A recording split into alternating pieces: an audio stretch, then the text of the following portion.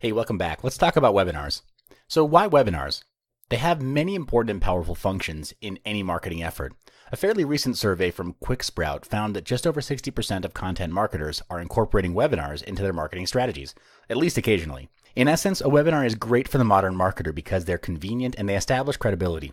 Webinars have huge applications on training and education. They create brand awareness and they have impressive consumer reach. The first component of an effective webinar is attraction. This component serves to plan and attract people to your webinar and helps increase conversions. When using the attraction factor, the first thing you should do is profile your audience who suit your topic and value delivery by identifying which industry, market, or type of viewer will benefit from this topic before delivering your content. Using profiling works because it narrows down your audience to the most ideal ones who will benefit from your webinar content. The second element you can use is to reach out to people with social media posts. This means connecting with your audience via Facebook, LinkedIn, Twitter, Instagram, Pinterest, whatever. Being social with your prospective viewers is the best thing you can do to increase viewership and engagement. This depends on the amount of social media sites that you utilize for your business. The one with the most engagements should be your main focus. The next thing to consider is the placement of webinar ads on your website. Should you put it right on your homepage or as a sidebar inviting them to join? The answer I recommend is both. Most split testing conducted by various market analysts determined that both ways convert well and each has no advantage or edge over the other. Now let's look at the placement of your webinar ads on your blog site. This section explores placing ads before the comment option versus the placement within the blog content itself. So which ones convert better? The result is ads that are placed above the fold generate more clicks compared to placing ads in the comment option or within the blog content. So if you want to direct more people to watch your webinar, do this. Timing is also important. The question is, when do you send invitations and reminders for your webinars? Do I make people register and attend the webinar within the next hour, or do I send out invitations a few days before and send out regular reminders?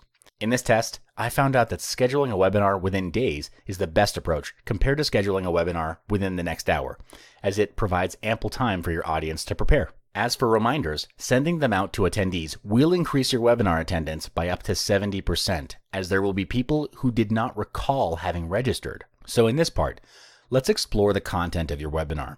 I'll focus on the components that provide details and information of your webinar. So how do you ensure your webinar titles look, feel, and sound good? Is there a formula available that can achieve this for you? Or do you just run and gun, type something, and hope it'll work? It turns out there's actually a formula to do this. I've tested this formula for a title, and here are some examples. On slide, how your target can enjoy this benefit by method of achieving the benefit, even if common objection. So title number 1, how millennials can still succeed in online marketing despite worsening economy. Title number 2, how you can increase your business exposure with SEO and edge out the competition. And here's the result. Using this formula allows you to use best keywords for a more effective title compared to just coming up with one off the top of your head. The reason is self-explanatory.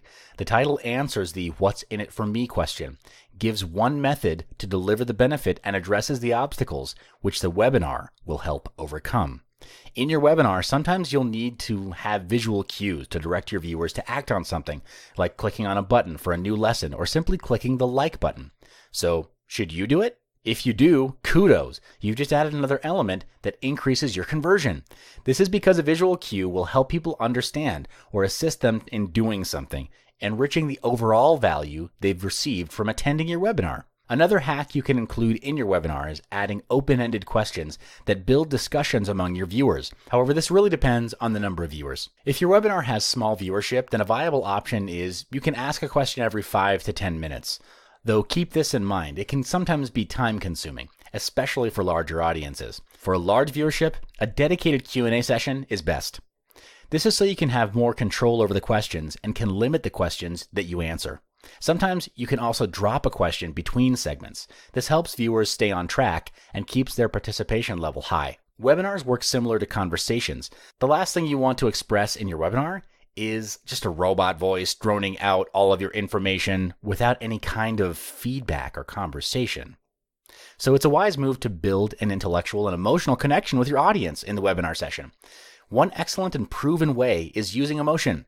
A sparing usage of emotion works because your viewers can relate more with the lessons you share.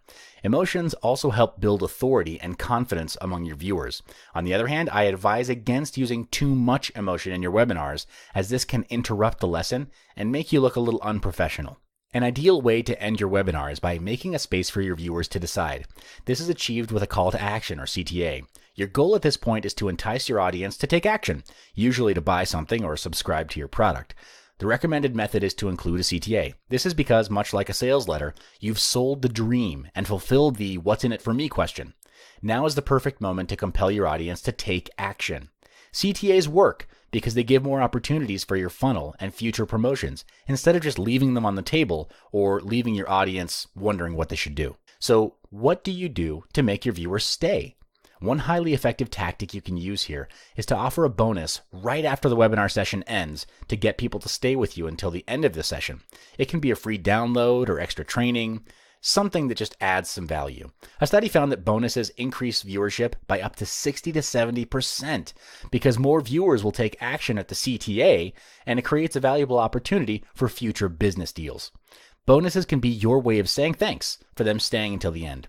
This increases the sense of value your viewers get and builds your reputation and trust. Your viewers like variety in your webinar. What you can do is develop a variety of slide formats to maintain their interest. And it works. Having a variety of points, graphs, quotes, or even just a simple picture is a great way to keep the visual and mental direction of your webinar interesting. The inclusion of graphical cues also keeps your viewers engaged longer. Now, follow up, nurture, and ascend. These three words have great importance for the future of your business, and it applies to your webinars too. What should you do after they've ended? Do you just say goodbye, or take this opportunity to engage your audience further? After your webinar has ended, you should include ways to further the relationship. A survey right after the webinar is a great tool to gauge what your audience wants from you next. In surveys, I've found that open-ended questions work best because it gives a place for your viewers to give their opinions or feedback. This opens new opportunities for you to explore the possibilities and improve your future webinar sessions.